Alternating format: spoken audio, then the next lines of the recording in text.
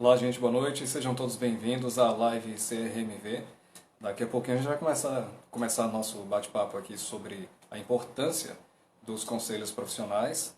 É só o tempo da gente conectar com o Tiago Matos, que é advogado e procurador jurídico do Conselho Regional de Medicina Veterinária da Bahia. Questão de segundos, tá bem? Só um instante.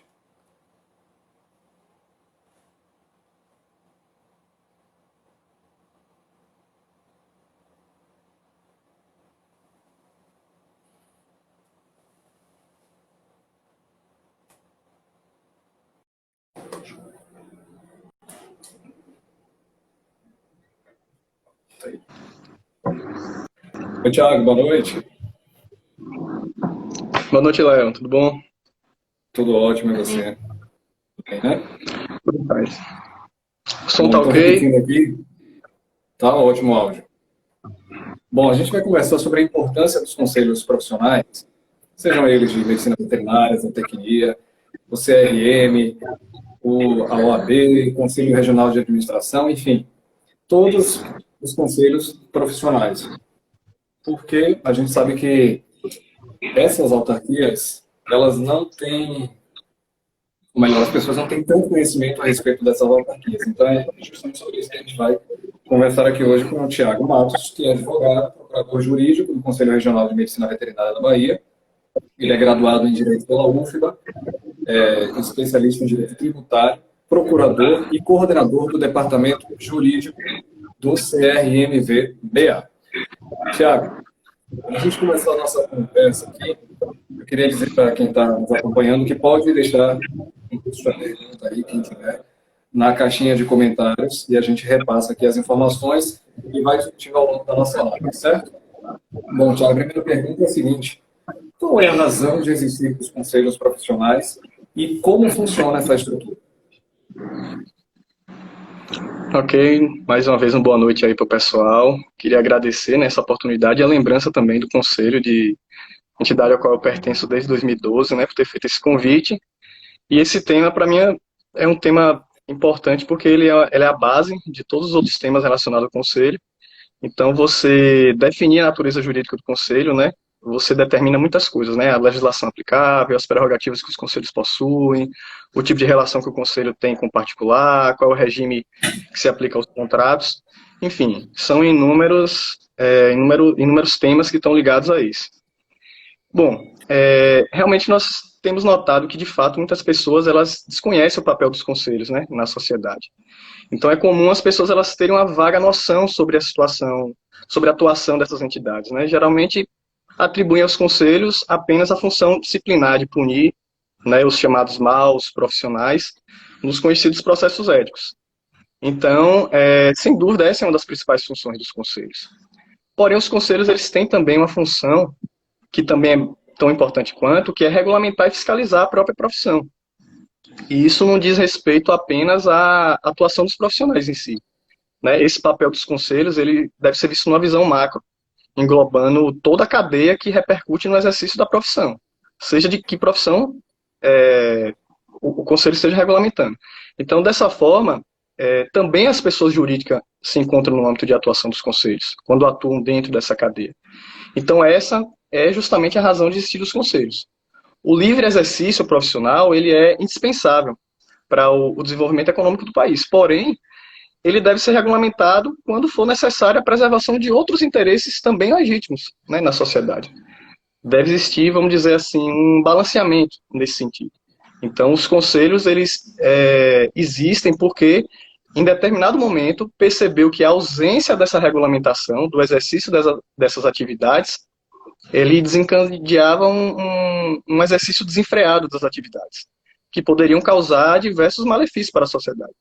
Então, os conselhos profissionais, ao exercer tal função, eles fiscalizam, normativam as profissões, né, cujo exercício ultrapassa o mero interesse particular da classe. Então, ele alcança a sociedade como um todo. São entidades que elas são compostas pelos próprios profissionais eleitos, né, pelos seus pares, em sua maioria experts, né, naqueles temas, e possuem uma aptidão técnica enorme para disciplinar a profissão. né? Então, essa é basicamente a razão de existir do conselho. Eu conseguiria resumir a razão de existir do conselho dizendo que um conselho profissional ele é um braço do Estado, né, voltado a técnico, um controle técnico de como determinada profissão deve ser desempenhada. Não estamos aqui falando sobre um controle econômico. Eu estou falando sobre um controle técnico com parâmetros técnicos e éticos que devem pautar o exercício daquela atividade, né? E em relação à estrutura, só para finalizar a resposta, ela é basicamente a mesma entre os conselhos, né? Para cada profissão regulamentada, existe uma lei que estabelece, né, as atividades que são privativas daquela profissão e os requisitos necessários ao seu exercício. Então, nessa mesma lei, são criados, geralmente, o Conselho Federal, que é o órgão central, e os conselhos regionais, né, que constituem, em seu conjunto, né, a maioria das leis, ela fala isso, que em seu conjunto eles constituem uma autarquia, porém dotados de autonomia financeira e administrativa, e com personalidade própria. Então, os conselhos eles são compostos dos próprios profissionais que integram a carreira, e geralmente são conselheiros e diretores, né, que são eleitos dependendo da forma que a legislação estipula para cada conselho. Qualquer pessoa pode fazer parte da diretoria do conselho? Qualquer profissional, melhor dizer? Sim, por exemplo, vamos citar aqui o Conselho de Medicina Veterinária. Então, o Conselho de Medicina Veterinária, para você fazer parte da diretoria e do conselho, você tem que ser médico veterinário ou zootecnista, já que o conselho abrange as duas profissões. Na época da eleição, né, vai haver a formação de uma chapa com os candidatos, e no caso dos regionais, eles são eleitos pelos próprios profissionais. Então, existem alguns requisitos que estão em regulamentos internos dos conselhos, né, alguns requisitos de elegibilidade, vamos dizer assim, mas, no geral, qualquer pessoa, qualquer profissional pode fazer parte do conselho. Certo. Eu te perguntei qual é a razão de existir dos conselhos profissionais, porque, pelo seguinte, quando você conversa com alguns profissionais, eles tendem a dizer que, muitas vezes, o conselho, a organização, ela só teria a finalidade de arrecadar a unidade ou então marcar em cima, como você falou aí, a questão de fiscalizar os profissionais. Como é possível desmistificar esse tipo de pensamento? É um pensamento muito comum a gente, eu já ouvi muito isso, né, nesse tempo todo de conselho, já ouvi muito isso. E, bom, em primeiro lugar, é necessário a gente ter em mente que, falando nessa questão da arrecadação de anuidades, a gente tem que ter em mente que a única fonte de receita dos conselhos é o valor das anuidades que são pagas pelos inscritos. Então, não há qualquer tipo de repasse de verba da União, ou qualquer outro tipo de entidade. Né? Não há qualquer tipo de repasse e os conselhos sobrevivem da arrecadação dessas anuidades, que são tributos, e diga-se de passagem, são direcionados 100% dessa arrecadação para a manutenção de suas atividades, né, e cumprimento das finalidades previstas em lei. Tanto através de sua atividade fim, quanto das atividades que indiretamente estão ligadas à consecução daqueles princípios, daquelas finalidades que estão previstas em lei. Né. Em segundo lugar, uma das razões de si dos conselhos é justamente fiscalizar a profissão. Então, se para garantir que a sociedade consiga conviver com bons profissionais, né, que seguem as normas técnicas e éticas da profissão, for preciso realizar essa marcação, né, que você citou aí, é sinal que o conselho está cumprindo seu papel. Né? Alguns profissionais eles podem se sentir pressionados quando os conselhos eles exigem de forma enérgica o cumprimento das normas. Porém, desde que o conselho ele haja de uma forma séria e em estrito cumprimento do que diz a legislação, essa marcação ela não pode ser entendida como algo negativo, né? Eu acho, então, que essa desmistificação desse pensamento ele passa muito pela compreensão dessa razão de existir dos conselhos, né? E de entender o que, de fato, ele faz pela sociedade e para a sociedade. Então, essa compreensão ela deve ser buscada não só pelos profissionais que integram os conselhos, mas da sociedade em geral. Eu acredito que, se não todos, mas a grande maioria dos conselhos, eles têm sede em lugares de fácil acesso, alguns com subseções no interior, telefones disponíveis, redes sociais ou outros meios de comunicação que divulgam de forma atualizada as ações que realizam.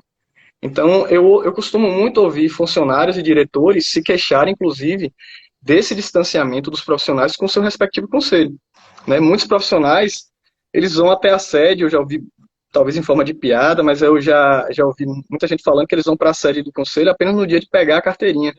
E às vezes passa a vida profissional toda sem ter o contato com o regional. Então, eu convidaria todos os profissionais, cidadãos, né, a sociedade em geral, a entrar em contato com os conselhos de seu estado, né, procurar saber como funciona a sua estrutura, quais são as ações que realizam, como são feitas as fiscalizações, como podem realizar uma denúncia ética, onde podem obter acesso ao portal de transparência de receitas e gastos, né?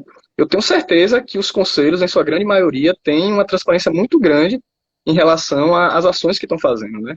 Eu sei, porque eu convivo com os conselhos, eu troco muitas ideias com outros profissionais, e eu sei que o que mais se quer nos conselhos é, atuar e demonstrar para a sociedade que está atuando também. Então, essa desmistificação, ela vai um pouco também na compreensão e do interesse das pessoas em procurarem saber o que realmente o conselho ele faz, além de ficar nessa perspectiva de que só lembra do conselho quando chega o boleto para pagar a anuidade.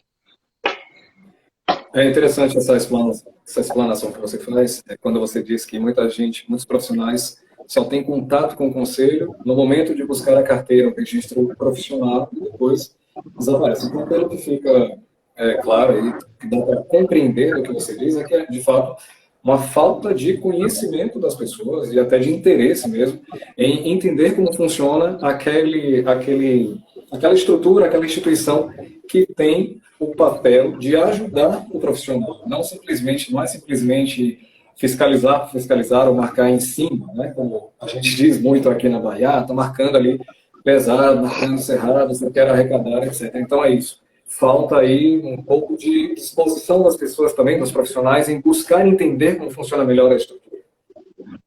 Isso, E eu acho o seguinte, embora o conselho ele regulamente, fiscalize a profissão, ele defenda a classe profissional, a gente não pode esquecer de que o conselho, ele na verdade, ele é uma autarquia, ele é um órgão público, então ele está ali, primeiramente, no interesse público, né, no interesse da sociedade. Então, se a gente tem um conselho que garante a qualidade dos profissionais e defende a profissão como uma forma de garantir essa qualidade também, a sociedade toda está sendo abarcada. Então, se há essa marcação, como eu falei, é porque existe um interesse maior, um interesse público maior em garantir isso para a sociedade. Então, eu acho que os profissionais compreendendo isso e contribuindo para que o Conselho consiga, né, realizar as funções e alinhando, né, as condutas e profissional e Conselho caminhando juntos, eu acho que a sociedade só tem a ganhar com isso. Outra questão aí que pode exemplificar a confusão que as pessoas fazem, falta de conhecimento em relação a uma instituição que tem por premissa proteger o profissional, e muitas vezes, talvez você já tenha até vivenciado isso, muitas vezes o profissional chega pedindo, de repente, um advogado para ajudar em um processo, ou que o conselho, de repente, cumpra a função de um sindicato, de uma associação. Como é que a gente pode fazer essa diferença entre conselho, associação e sindicato? Realmente, essa confusão entre, principalmente, sindicato e conselho é bem comum. Né? Desde que eu entrei, praticamente todo ano tem determinados períodos, inclusive, são bem mais comum essa confusão. Bom, a associação, vou falar um pouco da associação, porque o sindicato ele é um tipo de associação, vamos dizer assim. Então, a associação geral, aquela associação que a gente está mais acostumado a ouvir falar com esse nome, ela é uma organização coletiva, né? Ela é criada para o desempenho de uma atividade específica. Então, na associação, em sentido amplo, há um interesse comum entre os associados. É uma mera união de pessoas físicas ou jurídicas que se organizam para alcançar fins não econômicos. Né? É uma entidade privada, onde seus membros, né, unidos por um ideal comum, convergem esforços no sentido de fomentar determinado segmento, vamos dizer assim. E lembrando que, apesar da associação ela não ter uma finalidade econômica, ela nada impede que essa associação represente integrantes de uma categoria comum, né, na busca do desenvolvimento desse segmento. Então, a atuação da associação ela pode ocorrer de diversas formas, diversas maneiras na busca do objetivo, né? Buscando benefícios em uma área, promovendo desenvolvimento entre os integrantes do segmento, capacitando profissionais, né, obtendo apoio do governo. E a gente tem das mais variadas, né? Eu poderia citar aqui as associações esportivas, filantrópicas, comerciantes, né? Associações de produtores, de músicos, associação de médicos veterinários. Então, esse é o tipo de associação em sentido amplo. Os sindicatos, eles são associações, mas eles são associações com finalidades coletivas previstas em lei, né? E os objetivos do sindicato, eles são mais específicos, né? As principais funções do sindicato são a representação e a defesa dos interesses de determinada categoria, que pode ser tanto dos trabalhadores ou dos empregadores, né? Pode ser o sindicato... O patronal e o trabalhista. Patronal, sim. Isso, exatamente. Então, o sindicato ele é como se fosse não, ele é uma associação qualificada, né? Diferente da outra associação, ele representa, que representa apenas os associados, o sindicato ele representa toda a categoria, incluindo filiados ou não filiados. Então, a categoria ela pode ser representada por um sindicato e, ao mesmo tempo, dar origem a diversas associações que podem conviver em paralelo. Então, não há um limite para o número de associações ligadas a uma categoria. Porém, só pode haver um sindicato na mesma base territorial, é o que diz a lei, né? Então, o sindicato, ele que é o competente para promover essas ações voltadas ao desenvolvimento da categoria, né? Que vai desde o cumprimento de funções assistenciais até a possibilidade de acordos, convenções coletivas com outras entidades, né? É a forma como ocorre a atuação do sindicato. Essa forma, ela está disciplinada tanto na Constituição quanto na CLT. E aí tem vários tipos: sindicato dos médicos, sindicato dos hotéis, bares, restaurantes, sindicatos comerciantes, e por aí vai, né?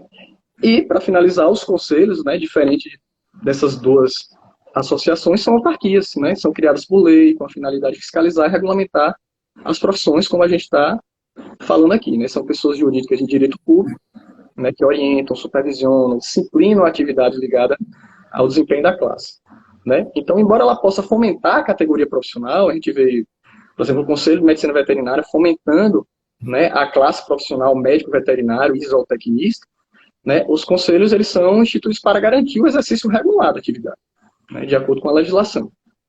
Então, com base nisso, os conselhos exercem também o papel de tribunal de ética, que é uma das funções mais importantes, né? São responsáveis por apurar e punir condutas que violam as normas éticas profissionais.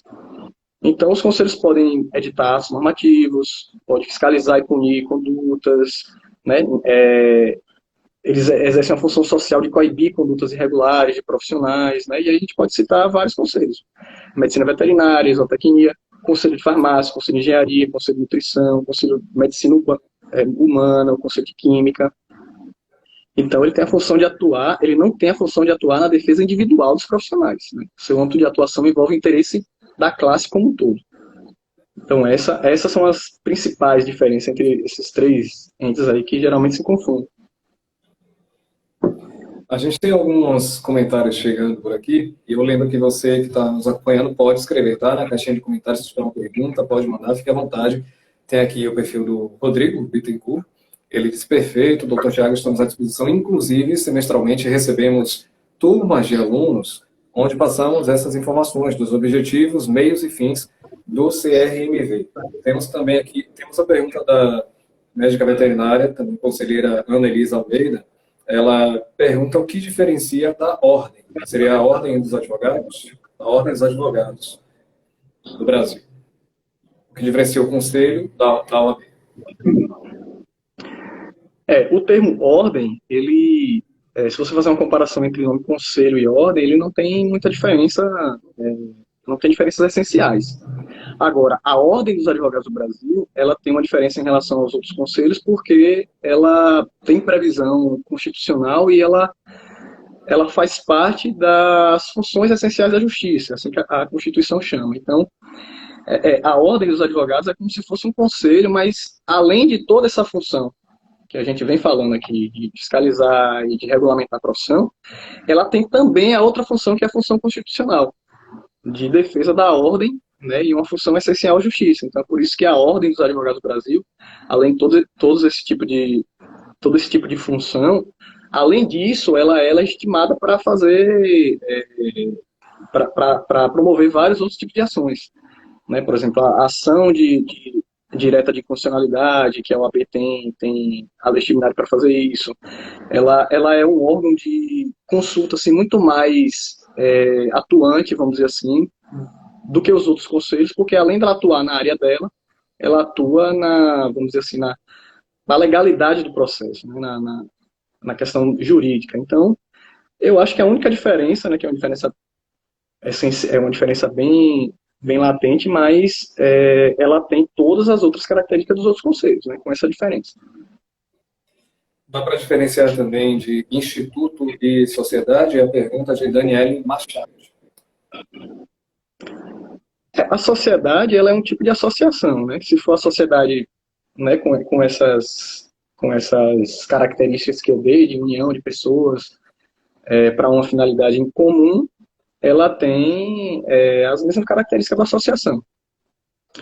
Se a sociedade for uma sociedade empresária, é diferente, né? A gente tem outro tipo de regramento, mas assim, talvez sociedade e associação sejam assim, duas palavras para designar a mesma coisa nesse sentido, de união de pessoas para finalidades comuns e não econômicas. E o outro foi instituto. Instituto Sim. também, o instituto também a gente não tem, o instituto ele não chega a ser um instituto assim que a gente consiga definir para fazer uma diferenciação entre sociedade, associação. Instituto, quando eu ouço falar, me vem à cabeça órgão, né? Órgão, uma pessoa jurídica, né? Um instituto. Eu não conseguiria fazer uma diferenciação.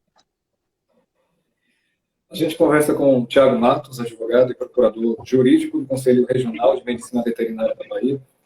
Tiago, existe um limite de atuação para os conselhos profissionais?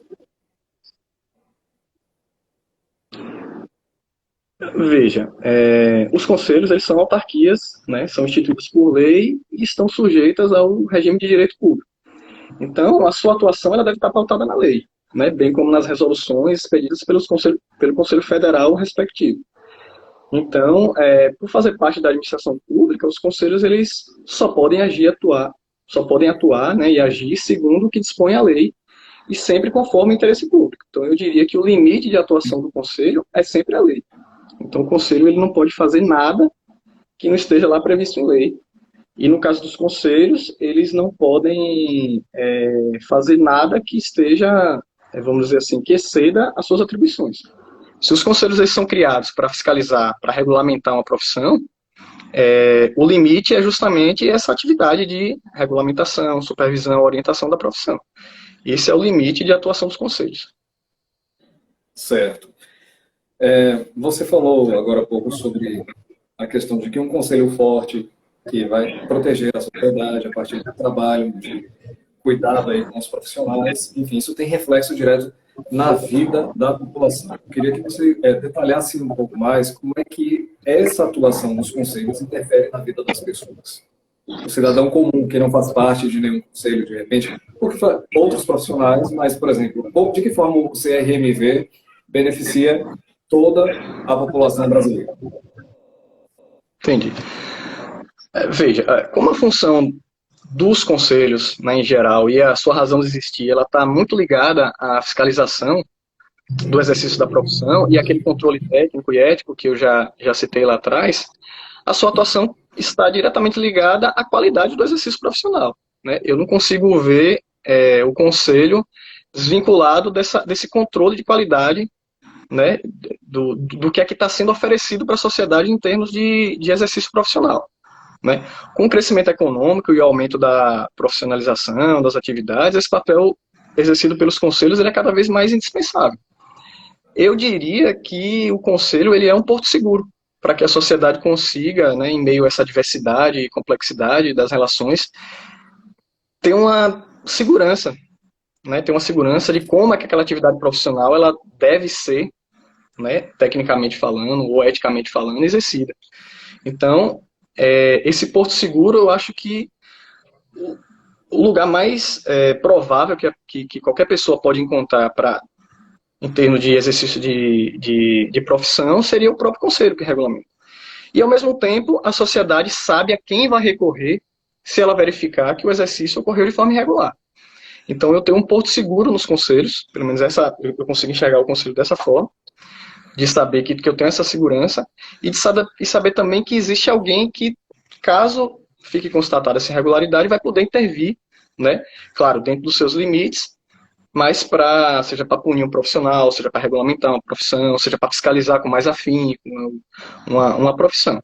Então, é importante dizer que o conselho profissional de determinada profissão, sem dúvida, ele é a instituição mais apta para fiscalizar e avaliar tecnicamente aquela profissão.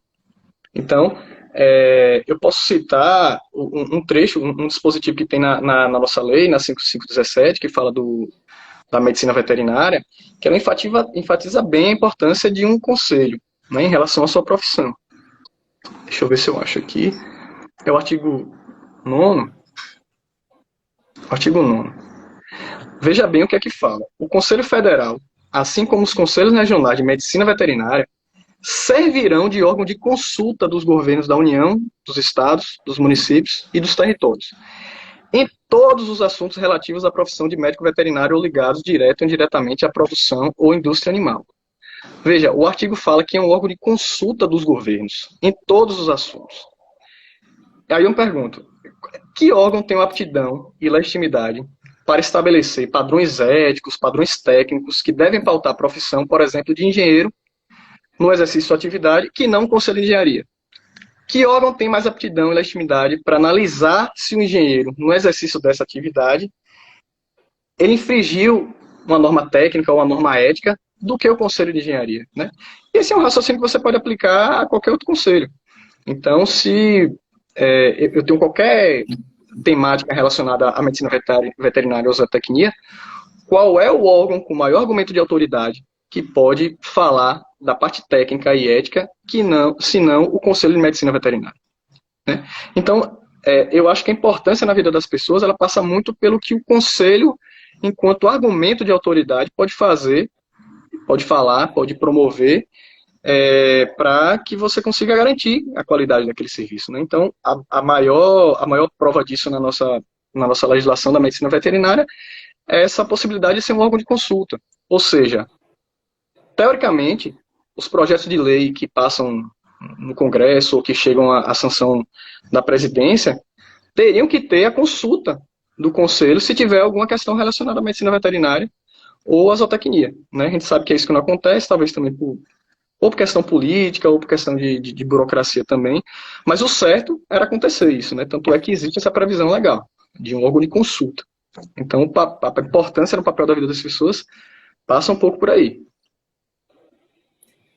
É interessante você colocar essa questão do ser um órgão de consulta tanto da União quanto dos governos e dos municípios. E aí eu quero entrar numa possibilidade de natureza dos conselhos profissionais. A gente sabe que ela tem a natureza jurídica pública, mas o ministro da Economia, o Paulo Guedes, enviou uma PEC, uma proposta de emenda à Constituição, ao Congresso, né, em que em que propõe, na verdade, que os conselhos tenham caráter privado.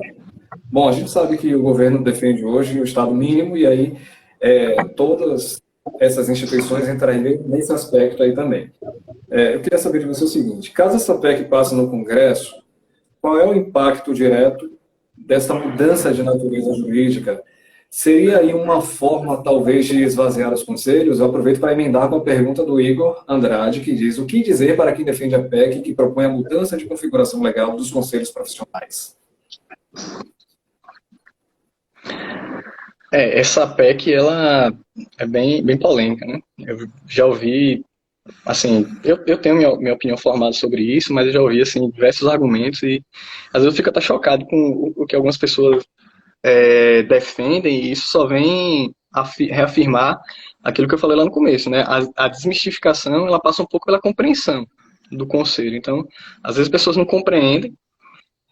Eu percebo muito que o próprio judiciário, às vezes, ele tem um pouco de dificuldade de compreender qual é a natureza e a importância do conselho, e a gente vê aí decisões que eram para ser jurídicas, e a gente vê que entra um pouco até na parte técnica. Então, eu não, assim, é como eu falei, o argumento de autoridade dos conselhos, eu acho que ele pesa muito mais do que alguns argumentos jurídicos. Mas, bom, essa PEC, ela faz parte de uma série de medidas econômicas, né, do governo para fomentar a concorrência, né, e incentivar o liberalismo econômico. Como você falou aí, o senhor Paulo Guedes, ele defende o Estado mínimo.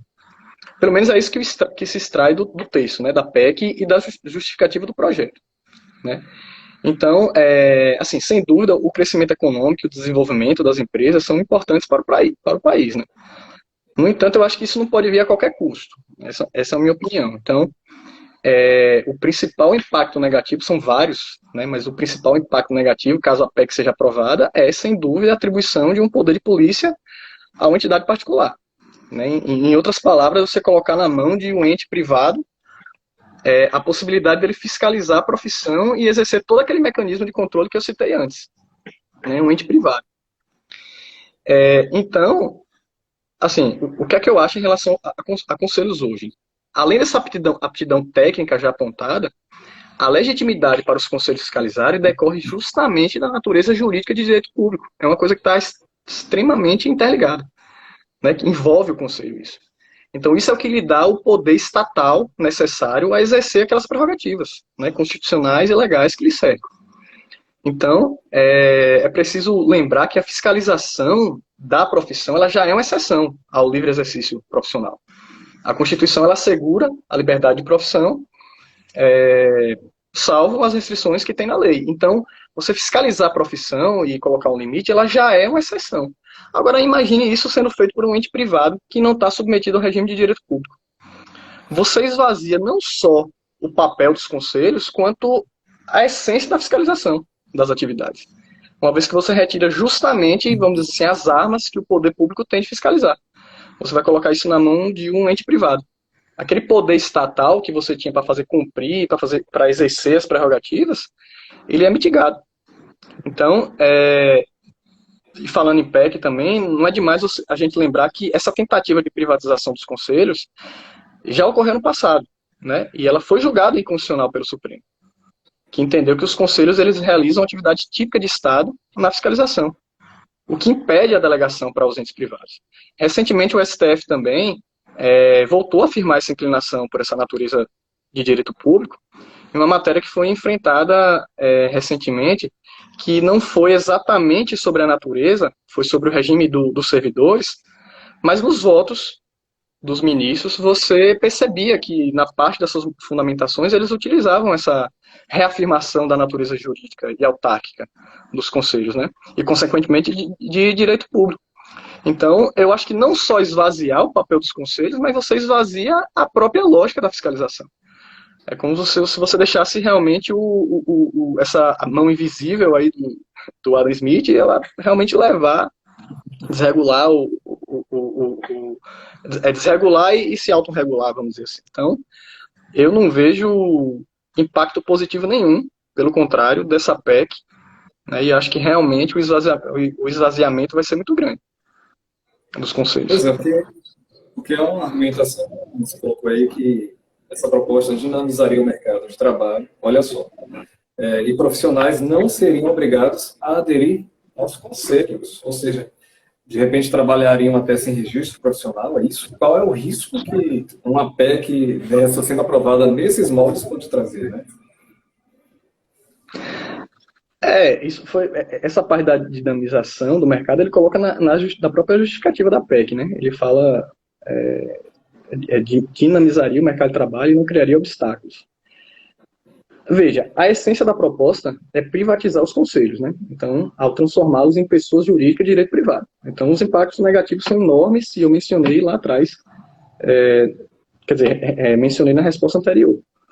Porém, outro ponto que a PEC prevê é que a inscrição, e aí já tocando um pouco nesse assunto do registro, ela prevê que a inscrição no conselho profissional só será obrigatória quando essa atividade do conselho de fiscalizar e regulamentar visar, aí na PEC fala, né, impedir um risco de dano concreto à vida, saúde, segurança ou à ordem social. Isso é o que prevê a PEC, né? Ou seja, é como se a PEC estivesse falando, vocês não são obrigados a se registrar, profissionais. Mas, quando a regulamentação pelo seu conselho for necessário para impedir um risco à vida, saúde, segurança e ordem social, vocês vão ter que estar registrados, porque o conselho vai ter que lhe fiscalizar. O problema é, quem é que vai interpretar esse dispositivo para dizer o que é um risco de dano à vida, à saúde, à segurança e à ordem social? É o presidente da República que vai falar isso? É o Congresso? Então não há um parâmetro objetivo, né? Dificilmente a atuação de algum conselho não vai visar impedir um risco a um desses tipos de dano. Dificilmente um conselho dificilmente um conselho foi instituído para um objetivo que não passe por esses riscos de danos. Então são conceitos muito vagos. Ao mesmo tempo que você pode encaixar todos aí, você pode, sei lá, retirar, né, sob uma interpretação de que não é um risco à vida, à saúde, à segurança e à ordem social e retirar. Então, a meu ver, isso é uma manobra para que, no final das contas, o governo possa dizer depois quais são as atividades que devem ser fiscalizadas ou não. É como se eu estivesse alterando a Constituição para falar que só deve haver conselho para aquilo, porque aquilo ali vai impedir o risco à saúde, à vida, à segurança e à ordem social, e depois eu vou dizer, né, quais são as atividades que vão afetar isso aí ou não. Para mim, isso é uma manobra, né? E aí, consequentemente, essa adesão, né, aí já finalizando a resposta, essa adesão e o registro dos profissionais dependeria dessa situação de risco. Então, para exercer aquela profissão, tem que ter registro e submeter a fiscalização. Para aquela outra, não. Chegaria um ponto em que seria possível você visualizar um cenário de profissionais atuando sem fiscalização. Isso aí é o que você consegue concluir da PEC. E com todo respeito ao ministro Paulo Guedes, que tem seus méritos lá, mas você dinamizar o mercado de trabalho e não criar obstáculos ao desenvolvimento econômico, para mim são expressões camufladas para você incentivar a desregulação do mercado. Enfraquecer o papel dos conselhos, indo de conta, inclusive, aos princípios da ordem econômica que estão previstos na Constituição. Então, me parece mais uma tentativa de desequilibrar o mercado, né, tornando uma terra sem lei, vamos dizer assim, literalmente falando. E nesse cenário, o poder econômico que, como sempre, vai prevalecer na sua forma mais negativa, né, ignorando os interesses da sociedade, permitindo que aquele controle técnico e ético dos profissionais ele seja feito quando, né, alguém achar que tem que ser feito, né, o governo, o Congresso. Então, eu acho que aperfeiçoar as instituições, né, é essencial para que o país se desenvolva. No entanto, essa PEC ela retrocede, para mim, ela semeia um desequilíbrio no campo da fiscalização e da regulação. Esse equilíbrio entre liberdade profissional e interesses da coletividade depende do fortalecimento do Conselho e não da sua diminuição, e não da sua mudança de natureza para colocar como um ente privado, né? Então, esse desenvolvimento está intrinsecamente ligado à legítima e justificada regulamentação do segmento profissional, evitando, claro, limitações excessivas que viabilizam a atividade, né? Na própria PEC, ela prevê que ela proíbe, vamos dizer assim, os conselhos de facilitar ou influenciar a adoção de práticas anticompetitivas em sua área de atuação. Isso aí já acontece, né? Porque isso de fato já acontece, essa previsão da PEC vai estar chovendo no molhado, vamos dizer assim, mas também reflete um pouco da finalidade de não regulamentar, vamos dizer assim, de deixar livre. Então, assim, caso essa PEC passe, a primeira coisa que eu vou me perguntar é: será que daqui para frente, daqui a pouco, um outro limite não vai ser rompido, né? Será que em nome dessa dinamização do mercado de trabalho, o governo não vai propor, por exemplo, a extinção ou a diminuição do Ministério do Trabalho, porque isso aí deixaria as empresas com mais liberdade nesse estado mínimo dele? Então, é complicado. Vamos fazer um giro pelos comentários aqui, Thiago. Eu vou passar a nossa tela aqui. O Altair Santana, que é o presidente do Conselho Regional de Medicina Veterinária da Bahia, disse que está assistindo a excelente apresentação. Desejo uma boa noite, junto com a Rose Santana. Temos aqui o Marcelo Neves, que diz: parabéns, doutor Thiago, o senhor é muito competente. O Alexander Ramos diz: proteção à sociedade, exigindo o responsável técnico na indústria de alimentos de origem animal, por exemplo, que é aí uma das funções do Conselho, né? Segundo ele complementa aqui. A Daniele Machado diz o seguinte: o Conselho tem como dialogar junto ao Ministério da Educação para fiscalizar as escolas. As escolas aqui, Daniel, eu faço a leitura de que seriam as universidades, né? As questões curriculares, avaliações, metodologia, etc.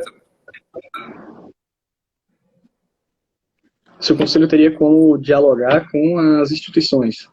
O Ministério da Educação para fiscalizar escolas em relação às questões curriculares, avaliações e metodologia.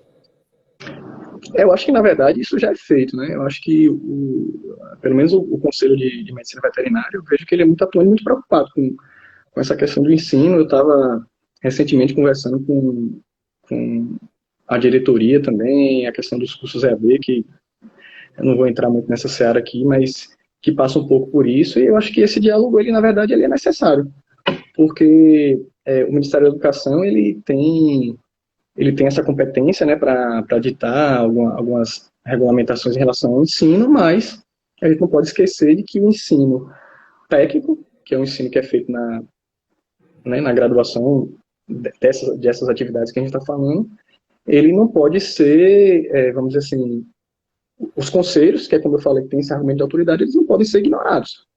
Então, esse diálogo tem que ser feito, tanto pelo aquele dever, porque para mim é um dever de consulta que o governo tem que fazer, né, aos conselhos, tanto quanto pela qualidade do ensino mesmo. Então, se você quer um ensino com qualidade, você tem que abrir um diálogo entre os conselhos, que têm um conhecimento muito grande, pode contribuir de uma forma muito grande para isso, e o Ministério da Educação.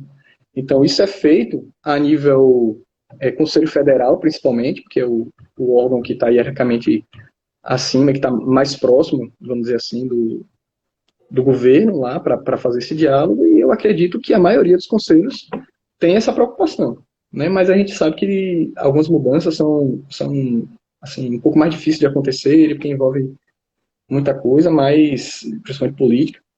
Mas eu acredito que isso seja feito e eu entendo sim que deve haver esse diálogo e os conselhos podem contribuir muito. Continuar com os comentários aqui. O Igor Andrade diz: parabéns aos fiscais do sistema CRMVs, e acrescenta que a atuação do Conselho de Medicina Veterinária garante um produto de qualidade na mesa do consumidor. A Nelisa Almeida perguntou: até onde vai o poder de polícia dos conselhos?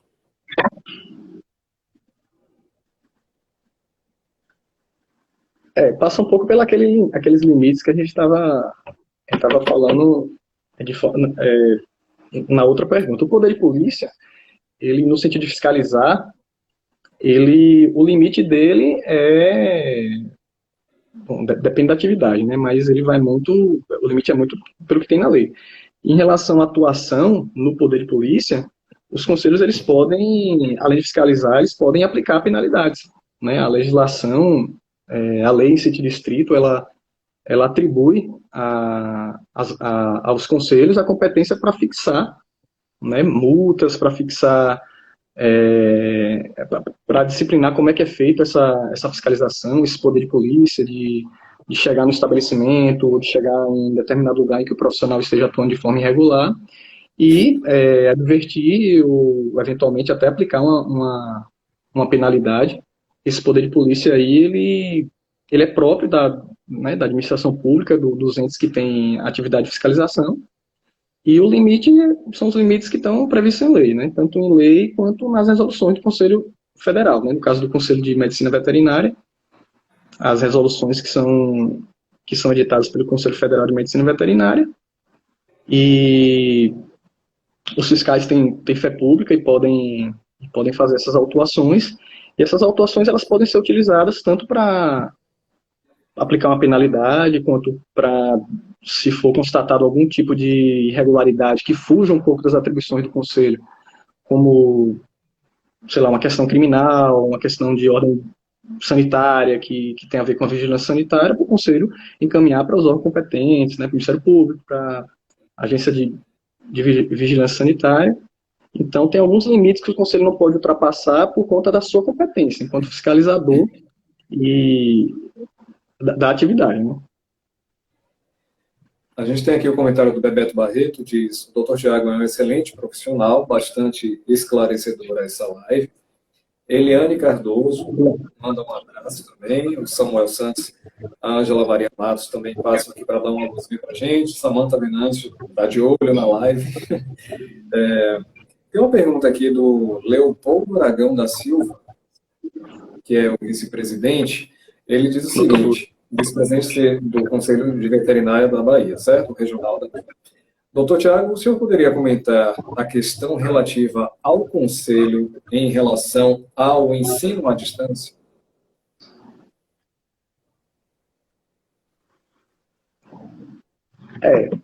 O ensino à distância, ele tem demandado aí várias dúvidas, várias polêmicas em relação a como é que ele pode ser tratado, principalmente nessa fase que a gente está, nessa situação que a gente está de pandemia. Então, a competência para disciplinar esse tipo de questão é do Ministério da Educação.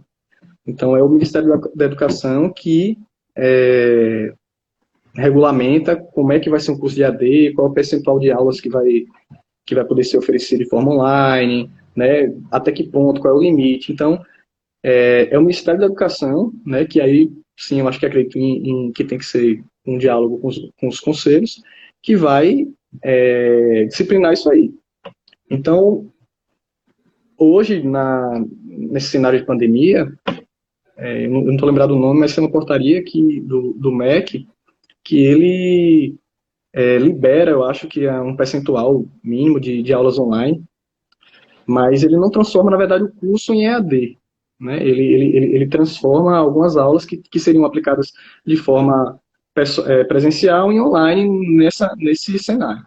Mas existe também uma regulamentação dele para os cursos, né, normais, né, em forma de EAD. Então, esse diálogo entre o Conselho e Ministério da Educação para resolver ou para disciplinar, para chegar a um consenso, ele tem que ser feito. Hoje é uma realidade, ensino online, ele está presente na vida de todo mundo, só que existem determinados imperativos, né, determinadas circunstâncias que impedem que alguns cursos sejam 100% online, ou que pelo menos seja metade do curso online, vamos dizer assim. Os cursos de saúde, eles são muito exemplo disso, né? O curso de medicina veterinária é um curso prático, é um curso que envolve, né, o bem-estar animal, a saúde animal, mas a saúde humana também. Então, é um curso de uma responsabilidade muito grande para quem tá ensinando, para quem está aprendendo, e você colocar isso aí de uma forma online, você tem que realmente ter um cuidado muito grande para saber como é que isso vai ser feito. Né? Então, eu entendo a preocupação de muitos profissionais, né, de muitos conselhos em conseguir encontrar uma situação que seja alinhada, né, tanto a essa demanda por cursos online, quanto a necessidade de você ter um curso de qualidade, uma formação de qualidade. Então, nada disso vai adiantar, não adianta a gente falar que fiscalização do conselho, em controle de qualidade, em controle técnico e ético, se você, na hora do ensino, né, antes do profissional ser formado, você negligencia isso. Então, não estou aqui nem dizendo que sou contra, nem a favor, mas eu acho que tem que ter um diálogo maior, é uma coisa que está em voga, né, os cursos online estão aí, mas eu acho que o governo, o Ministério da Educação também não pode impor isso aí, não pode disciplinar isso aí se não ouvir os conselhos, né? Principalmente porque as aulas técnicas, elas nada melhor do que os conselhos, que têm um argumento de autoridade nessa parte técnica, para dizer quão perigoso é você oferecer esse ensino à distância em determinadas matérias, por exemplo, e quais são as consequências que isso aí pode ocasionar. Então, essa relação aí entre MEC e conselhos ela é muito importante. Mas é uma realidade que já existe já, então a gente não tem como também ignorar, vamos dizer assim. Agora, o que eu sei é que os conselhos são muito preocupados em relação a isso.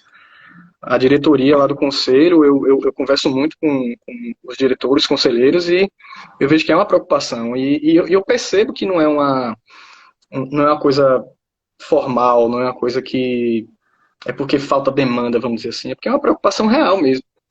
Só quem está lá, quem vivencia isso aí, quem ensina, né, a maioria dos conselheiros e dos diretores são professores também, é que sabe, né, a importância disso. Tem um comentário, inclusive, de uma professora aqui, que é médica veterinária, a conselheira Annelise Almeida, ela complementa. Ainda tem que se observar a autonomia das universidades. O Samuel Santos diz: parabéns, doutor Tiago, a explanação contribuiu muito para esclarecer a finalidade dos conselhos profissionais. O presidente do CRMV baiano, Altair Santana, diz: o conselho, ao fiscalizar e garantir o registro de empresas e a anotação de responsável técnico, torna-se o maior fomentador de empregos para os profissionais. E ele acrescenta que o conselho é o tribunal de honra dos profissionais. Bom, falta um pouquinho para a gente chegar ao fim da nossa live. Eu tenho uma pergunta aqui para fazer, que eu acho que vai ocupar o restante do tempo que a gente tem, que é com relação ao contexto atual que nós vivemos, né? A pandemia do novo coronavírus. Eu queria falar, então, de desafios. Quais são os desafios para os conselhos profissionais hoje e ainda mais com como é que eu posso dizer, essa situação, né, da pandemia, como é que fica esse trabalho que é desenvolvido pelos conselhos? Os desafios dos conselhos, eles continuam sendo sempre a busca, né, de uma fiscalização, de uma regulamentação mais efetiva, né, das profissões. E resguardar de uma forma mais efetiva também a sociedade, garantindo a qualidade dos serviços. Na verdade, a pandemia, ela reforçou, a meu ver, ela reforçou a importância dos conselhos na regulamentação e fiscalização das profissões. Eu não tenho dúvida disso. Então, em cenários atípicos como esse, de uma crise sanitária, o papel fiscalizador, por exemplo, dos conselhos ligados à área de saúde, ele vem à tona de uma forma muito clara para mim. Então, será que alguém pode questionar, né, o relevante papel do Conselho de Medicina humana, estou falando, quanto, sei lá, orientações dos profissionais da área médica e, ao mesmo tempo, da fiscalização de médicos, né, oportunistas, sei lá, que vendem receita milagrosa para cura e prevenção do coronavírus? Alguém questiona que o Conselho de Medicina tem um papel crucial, né, para conseguir direcionar esses profissionais, a orientar, a supervisionar? Então, a meu ver, a pandemia ela traz uma dimensão do que pode acontecer daqui para frente se não houver uma regulação, se não houver conselho, se não houver um conselho forte. Na verdade, essa pandemia ela serviu para ver o perigo de uma desregulação de um segmento profissional específico, né? Seja na área de saúde, seja em qualquer outro tipo de área. É o conselho que garante essa qualidade, né? Ele garante que a sociedade está protegida de oportunistas, de maus profissionais, né, de charlatões. Então, a meu ver, não há nada positivo em você desregular isso, você romper esse equilíbrio.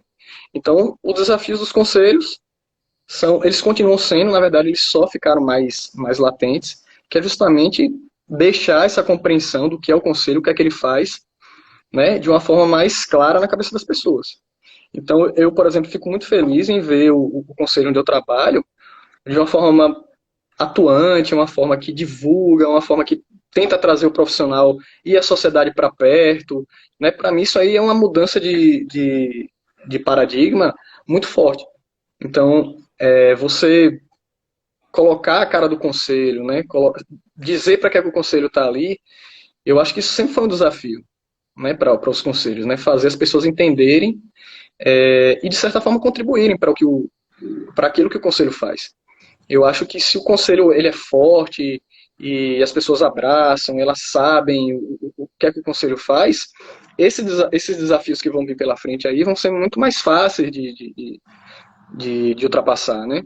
Então, eu acho que esse contexto realmente né, todo esse cenário que a gente está vivendo, ele vai gerar algumas mudanças nessa compreensão do conselho, principalmente naqueles conselhos que estão mais em voga, mas esse é um entendimento que você tem que levar para todos os outros conselhos. Então, um conselho de engenharia, um conselho de nutrição, um conselho de química, todas as profissões que são que têm um impacto na sociedade de alguma forma, né? Uma profissão tem um impacto maior do que a outra, mas assim, em grau de importância, se você olhar como um conjunto, não tem diferença. As profissões são todas as mesmas, tem o mesmo fator de importância, e os conselhos também têm o mesmo fator de importância. Então, eu sempre vi os desafios do conselho muito mais nessa seara de fazer as pessoas compreenderem do que é que se trata. e também ajudar. Não ter aquela visão negativa, né, que a gente falou lá no começo, sobre marcação de profissional, de cobrar anuidade só.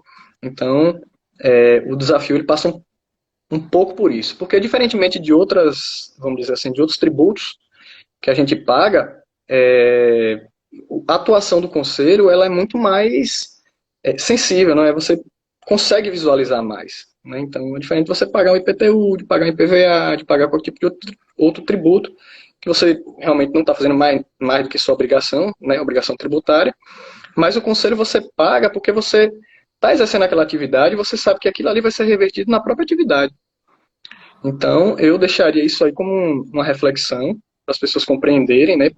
Quem for de profissional que estiver assistindo, compreender como é que seu conselho age, e daí compreender como é que os conselhos agem, e para as pessoas da sociedade em geral, saber cobrar também dos conselhos, né? A gente, por exemplo, a causa animal hoje ela está muito forte, você vê que cada vez mais se fala em bem-estar animal, em não objetificar os animais, e assim, sem um conselho de medicina, todo o exemplo do conselho de medicina, sem um conselho de medicina forte, a gente não conseguiria, né, levar uma qualidade dos profissionais que estão diretamente ligados a isso. Então, esse é um desafio que a gente com certeza vai ter pela frente, mas que com certeza a gente vai alcançar o objetivo que é levar o conselho para todo mundo. Bom, tem vários comentários aqui sobre a nossa live, nosso bate-papo, Thiago, mas a gente já está no limite aqui, acho que mais 1 minuto e meio aí só. Quero fazer a leitura aqui do comentário do Marcelo Neves. Doutor Thiago, disponibiliza essa live para a gente poder rever depois, quantas vezes quiser. Então, Marcelo, fica o recado de que estará disponível no canal oficial do CRMV Baiano. Bom, tem uma mensagem aqui, Thiago. Ângela Maria Matos. Parabéns, filho. Muito bom aí. Parabéns a você pela explanação. Pois é. Gente, a gente está chegando ao final da nossa live CRMV, chega a truque aqui. Bom, essa quarta live do projeto, que é desenvolvido pelo Conselho Regional de Medicina Veterinária da Bahia, e essa live de hoje dá um start aí no mês de comemorações do aniversário do Conselho. Faz 51 anos, no dia 28 de julho, e esse aí, hoje a gente inaugura o mês comemorativo aí. Queria te agradecer, Thiago, pela disponibilidade de tempo para bater esse papo aqui, esclarecer qual é o papel, qual é a importância dos conselhos profissionais, como é que eles interferem, melhor dizendo, na vida das pessoas, e parabéns pelo trabalho. Obrigado a todos aí que assistiram, que perguntaram e comentaram. Para mim foi um prazer. Assim, o conselho desde 2012 faz parte da minha vida já, então não tenho dificuldade nenhuma em falar e porque eu acredito realmente na função que ele desempenha. Então eu queria agradecer, mandar um abraço e um beijo aí para todo mundo que incentivou, né, a fazer a live, as pessoas que souberam, e precisando, para a gente esclarecer qualquer tipo de coisa, aí estamos aí. Parabéns ao conselho aí também pela iniciativa das lives. Um abraço a todo mundo. Isso aí, muito obrigado mais uma vez, obrigado a todos que acompanharam até agora, e o Live CRMV volta com outros assuntos no decorrer dos próximos dias aí. Um abraço e uma ótima noite a todos.